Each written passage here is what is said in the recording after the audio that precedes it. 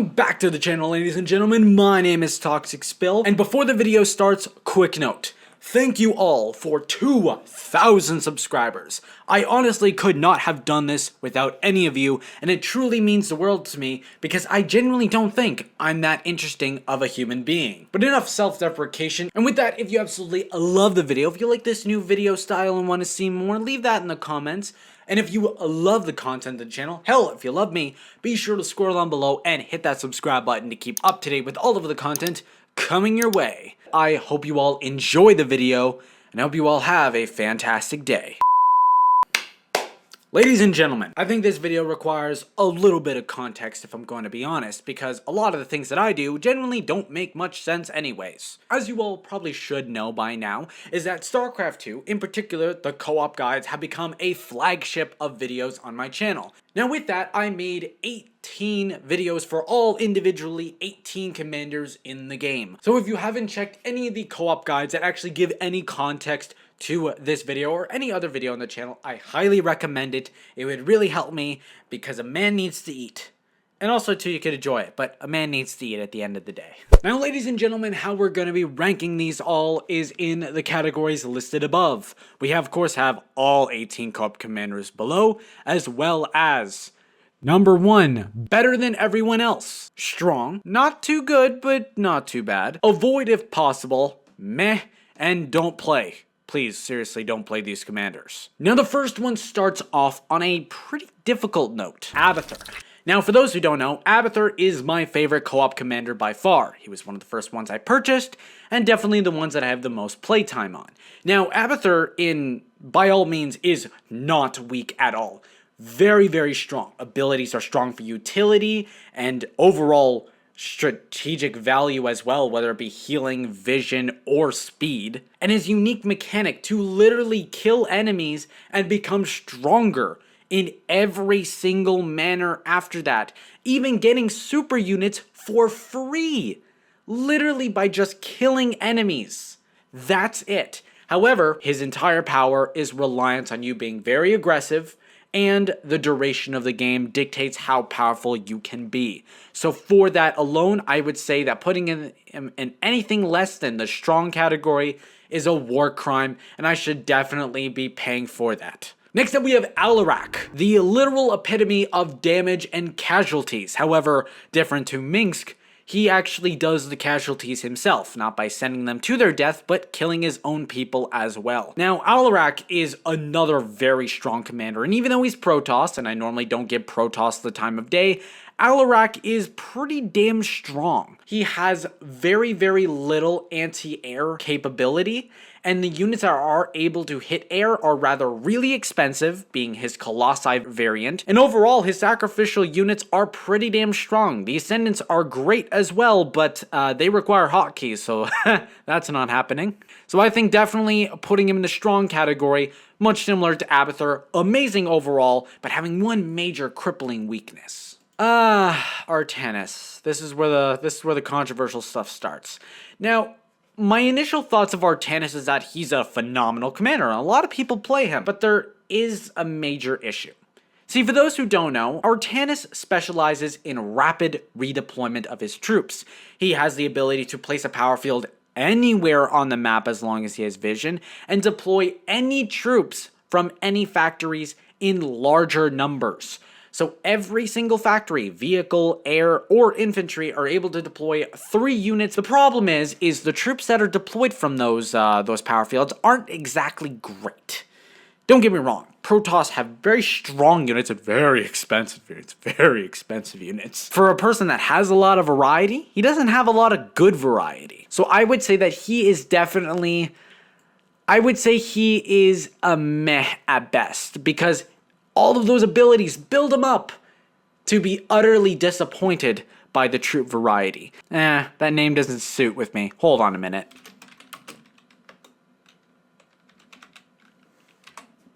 There we are. That works. That is right. Next up, we have Dehaka. Now, the thing is about Dehaka is that he is extremely powerful, and he's a very respectable leader, much like Alarak, because he actually leads his forces. He doesn't sit back and make decisions. He's in the field, and I very much respect that. His units are very strong and pretty large in variety, since they all can evolve into a primal version of Zerg, which is kind of weird because normally they'd have to go back in time in order to evolve into primal. Yeah, that's flawed logic there, if I'm going to be honest. His abilities, super hard hitting and super strong, very tanky, but the duration is a little bit of a problem. Dehaka, super customizable and really strong, can one-shot hybrids with his abilities, which is kind of crazy. I definitely think he does belong in the strong category. Phenix. I guess Talendar, but most people know him by Phenix, so I don't care if you change your name, you're Phenix. Phenix is a little bit of a complicated issue because he's Protoss, but I can't say that he's not bad either. I don't really have a lot of bad things to say about Phenix. His hero leads the fight, so that's already a plus.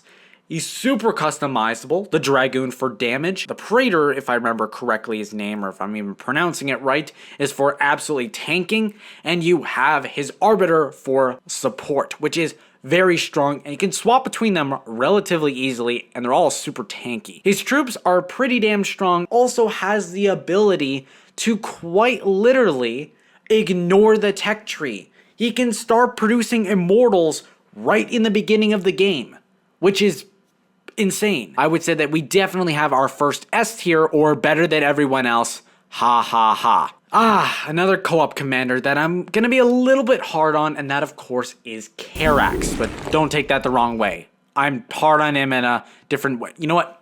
Let's ignore the fact that I said that. Karax is a bit of an interesting situation, because Karax is a very strong commander, and there's no denying that. His abilities for long-range deployment of his damage is very strong. Very fast ability regeneration rate, some of the highest in the game, as well as the ability to defend to an obsessive amount. I mean, the ability to instantly build all of his defensive structures and pylons instantly is very strong. His basic troops, however, is lacking a lot, and his only really good units especially is his carriers at our tier 3 and are very, very expensive. Now, normally I would rank Karax somewhere in the strong category.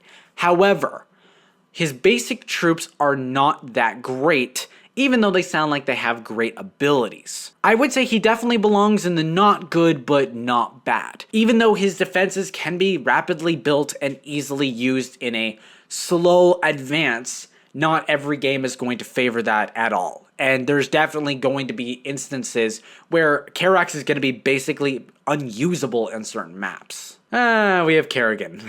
As you can tell by the picture, I'm going to be pretty negative about her. Now, don't get me wrong, her hero unit is pretty damn strong.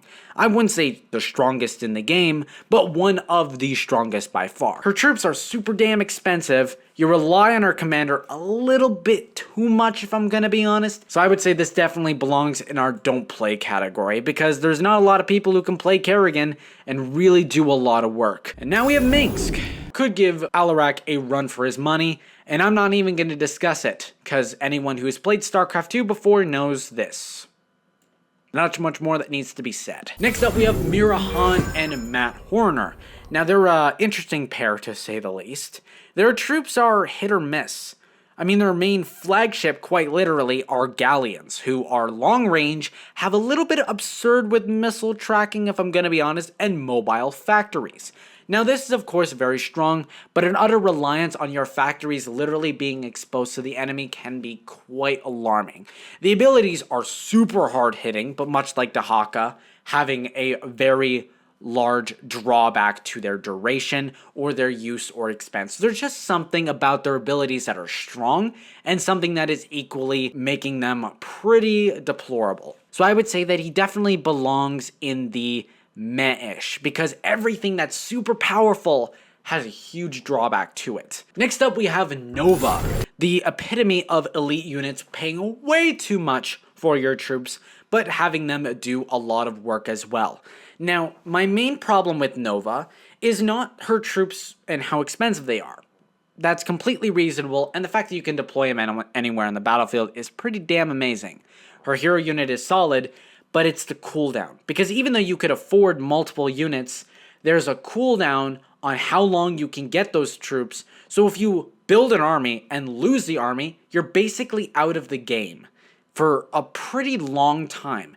And there are some ways you can reduce that cooldown, but it's not good enough. So I would say that she definitely in the meh-ish, because she does have some powerful abilities, but there are some huge drawbacks. Next is Raynor, and Raynor's a bit of a complicated issue, because he is the king of none, but the king of all.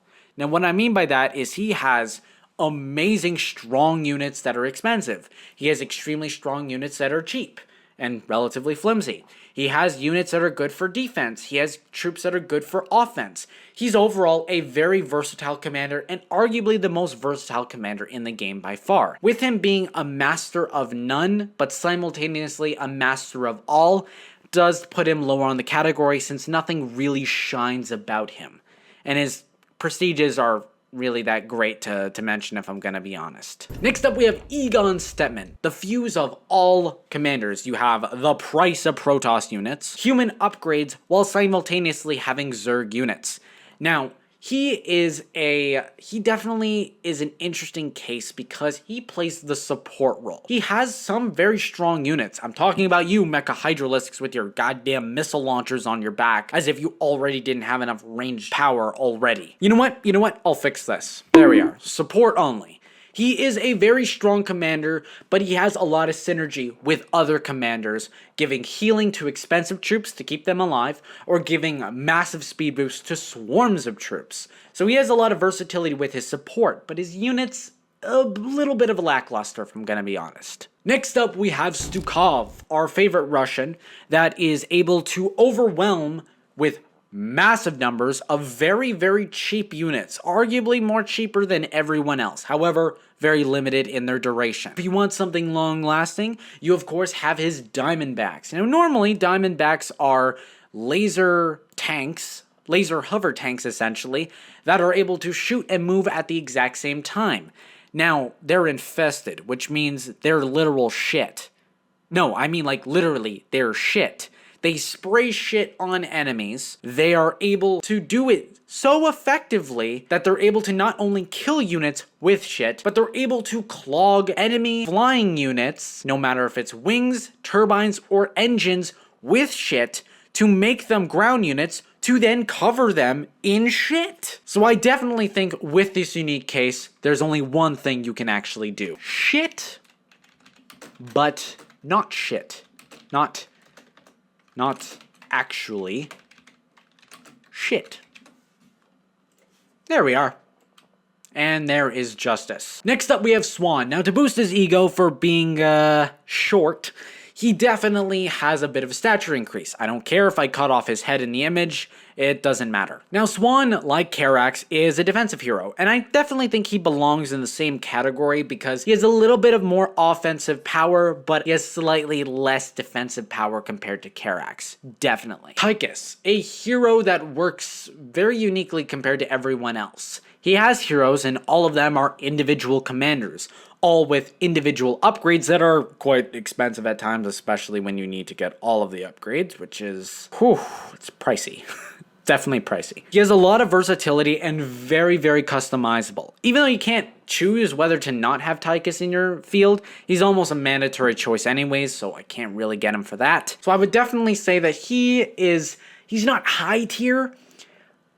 Yeah, I would say that he is definitely in the strong tier because he does have some major drawbacks to his powerful kit. Next up, we have Vorzen, our third last commander of the 18. And Vorzen is all about damage, but through non-conventional means.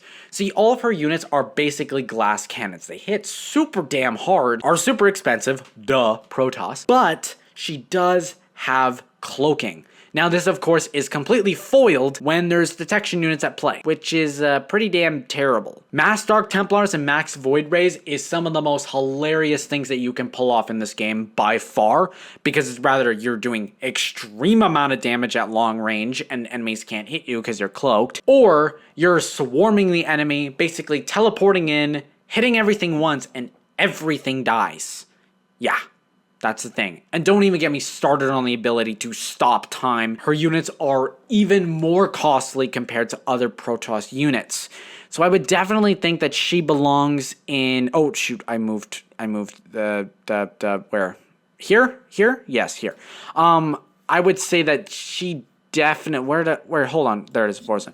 I think she definitely belongs in the not good but not bad territory, in the sense that she does have a lot of offensive capabilities, but her defensive capabilities on cloaking are so reliant on not dealing with detection, it's almost impossible to use that cloaking mechanic on higher difficulties, which most people play. Next up, we have Zagara, and Zagara is probably the most entertaining commander to play by far. She has some tanky units, but you're mainly playing suicidal units, mass banelings or mass scourges. And hell, even her tanky units are literally able to create suicidal units.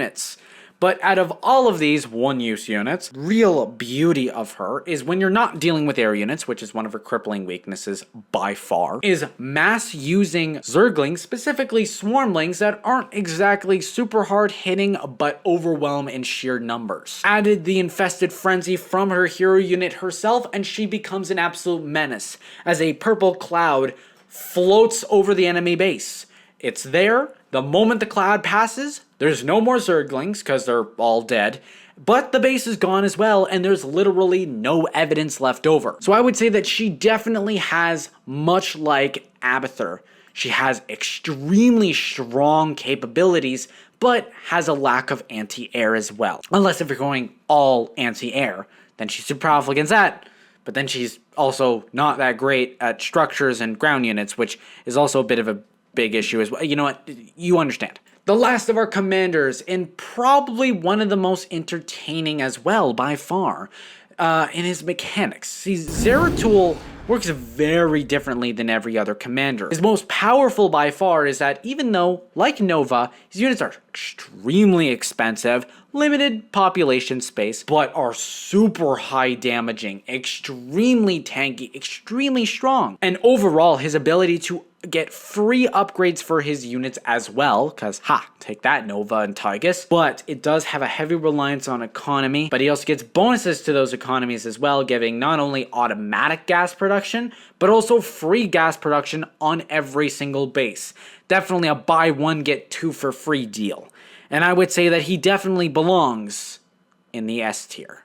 And that is about it, ladies and gentlemen. Take another good look at the list, as this has most likely offended someone, and I'll be most likely responding to it very soon in the comments below. Then again, this tier list has been kind of a mix between an actual proper strategic listing of all commanders, and half of it has also been a shitpost. So, who can tell? Anyways, if you absolutely love this video style, again, be sure to leave it below in the comments that if you want to see more of this, I can do it. And with all that being said, I will see you all in the next one. I hope you all have a fantastic day. This is ToxicSpill. Remember, do what you love.